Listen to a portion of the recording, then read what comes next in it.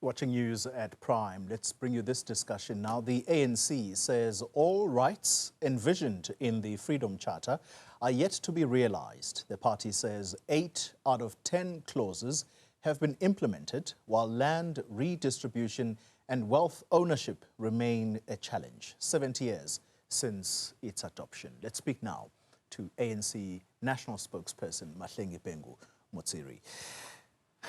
Good evening to you, and Good evening, thank you very much. Thank you for having us, and on this important day where we reflect on the 70 years that has passed since the adoption of the Freedom Charter in Kliptown, Soweto. Yeah, and you were there today, and I want to use that backdrop where the Freedom Charter was adopted and use it in a way as a microcosm of where we are as a country. If you were to use that space where you were today, you've already described, as we were talking, that it was dusty, chilly. We are in winter, but I think it's the former that I want to focus on. If people look at that space and understand the significance of the Freedom Charter in the adoption of this document, they will say it probably reflects in larger part where the country is at if you look at all of the ills that plague South African society today. How would you respond to that? Well, thank you very much, Xoli. I will say that the weather cannot be controlled by any one political party, not least the African National Congress. And I would also say that you will have to look at Soweto in its totality to comprehend the work that has been done to address the fundamental questions that the Congress of the People that took place in 1955 on the same date undertook to strive for. You will have to look at what Soweto looked like in 1955 or what Soweto looked like in 1994. Can I just come in? And what Soweto looks like today, not just Kliptown, Soweto. But we can come back to a conversation about Kliptown. Yeah, and I like what you've just said, because some people will say what Soweto looked like in 1955 is a far cry to where it should have been by now, but instead it's a reversal of where Soweto should be, and there's more pain, as some would say. There are even those that say under apartheid we lived in better conditions. And so again, I'm putting this to you as a microcosm of where the country is and should have been. I suppose Soweto is not really the best example to use in looking at how far the country has traversed. Soweto has achieved a lot. It's one of the townships in South Africa where you have a clean road with no rubble in most instances. You travel on the main roads of Soweto, that township is being serviced. And I think anyone who wants to criticize the ANC-led interventions, I doubt that Soweto will be a good case study, because you have parks where kids can play there. Of course, we must address the crime and peace and stability challenges there. Open manholes where children fall into every so often? Yes, but you only have to look at the totality of Soweto. Soweto has got creative clubs where musicians can ply their trade, and those that are coming up in the creative industries can actually have a place where they can go and learn and practice. Soweto has got churches where people go to church in the safety that is required by an environment such as that one. Yeah. Soweto has got the University of Johannesburg that is churning out a lot of talent. Yeah. Soweto is a symbol of a new Soweto other than the Soweto that was found in 1955. Let me remind you what the Soweto of 1955 looked like. The Soweto of 1955 had beer halls in every corner. The Soweto of today has more places of worship than the beer halls. It was apartheid engineering that can never be actually explained or excused.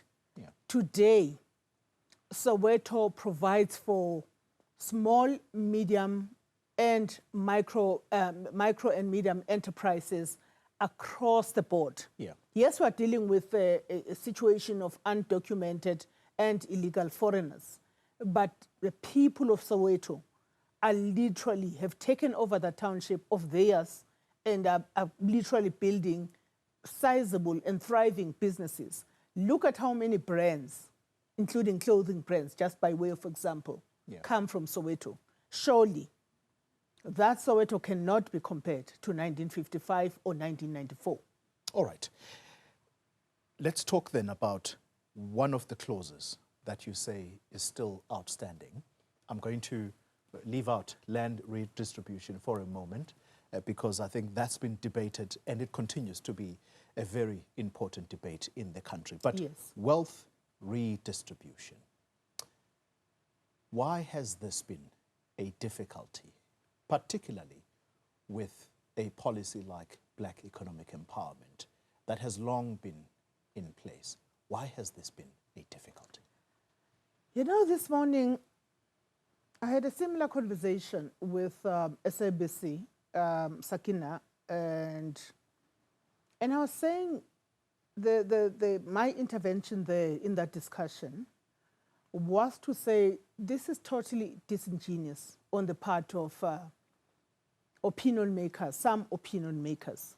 If you look at class composition in South Africa today and class composition in South Africa before the adoption or the enactment of the broad-based Black economic empowerment legislation, really far and wide in between. If you look at the growth of South Africa's Black middle strata, and you want to discount the contribution of Black economic empowerment, I think one will have to be worried about the tools of analysis that person uses. Is it not true, though, that whilst we have a Black middle class, it's debatable whether it is still burgeoning? There is what has become a super middle class sitting above all of those. And these are your, as some people would like to call them, your 30%ers. These are your BEE partners or people that form consortiums. And those are the people that have really benefited from this policy. And I would possibly come across a lot of people on the streets who will say many of them largely belong to the party that you call your political home, the ANC. Well, me and you are seated here this evening. Me and you are products of broad-based Black economic empowerment. I know you may not want to own that honor, but I will own it. I'm not sure I'm a Tinswalo yet. No, you are a Tinswalo by any standard. I think there's a sense in which South Africans are overlooking the strides that have been made.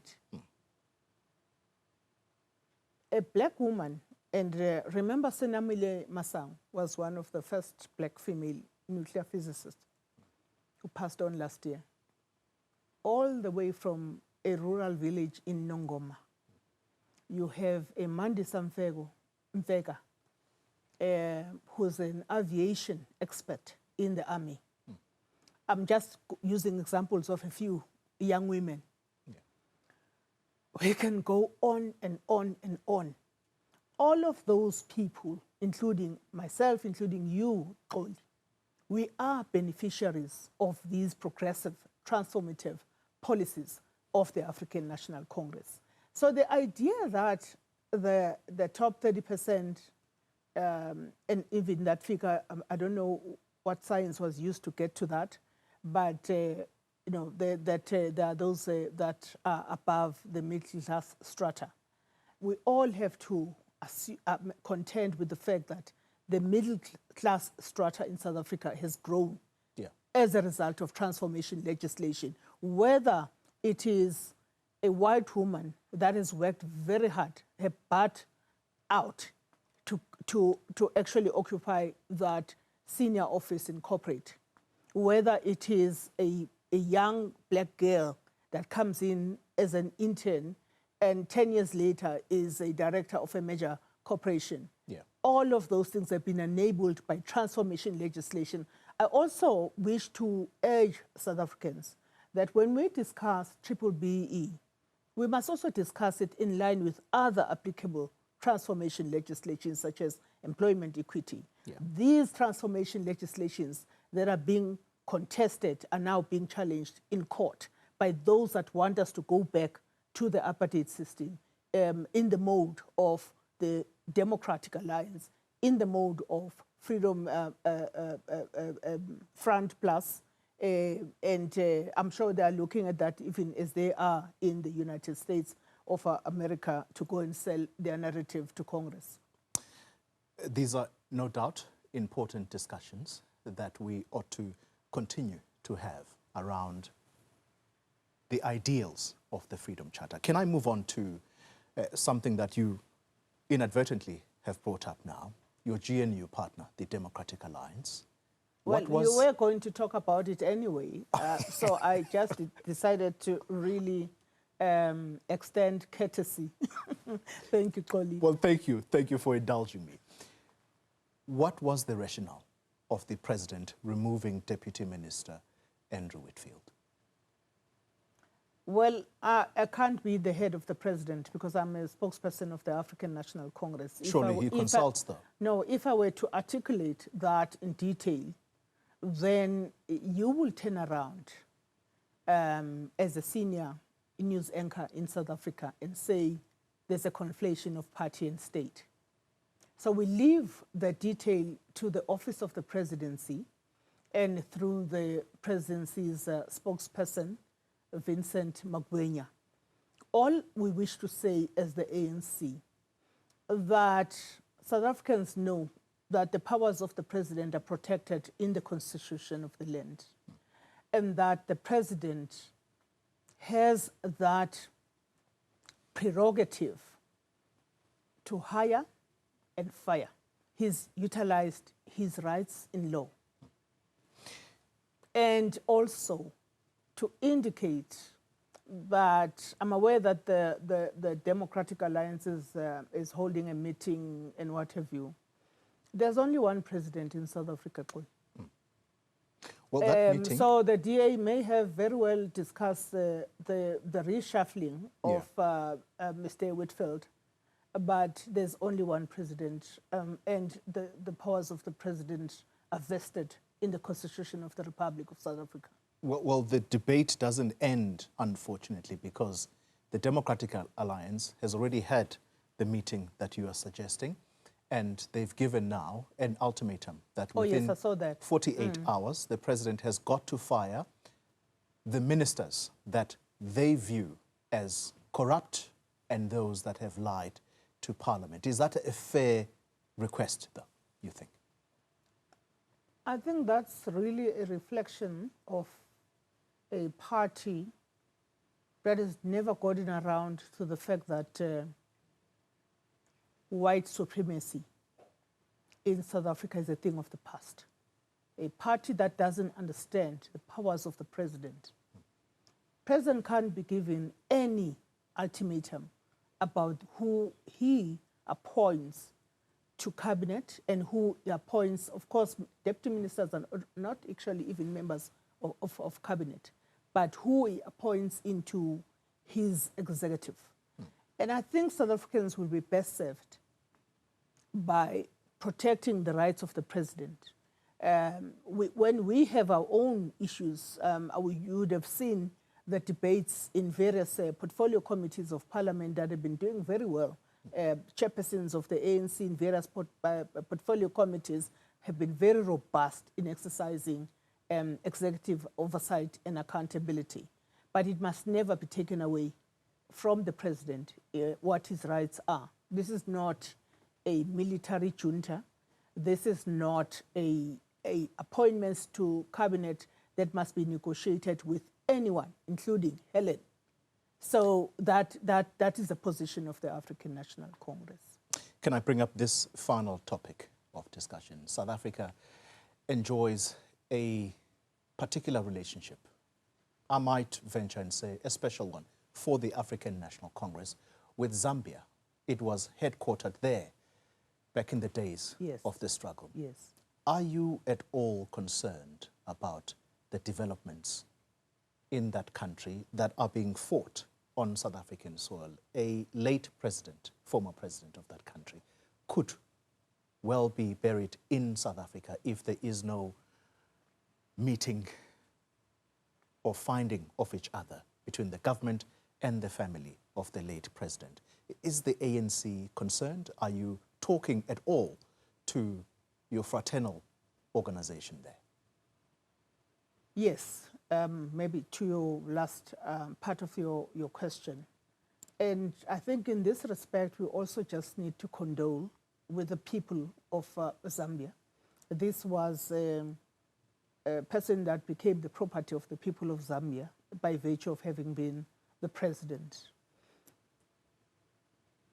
And also just indicate that within the remit of diplomacy and within the confines of fraternal organizations that still exist in Zambia that are closely aligned to the African National Congress, we will be, for example, holding a summit of liberation movements in July, all of them from the region, to reflect on the journey that has been traversed, but also to do peer review on each other.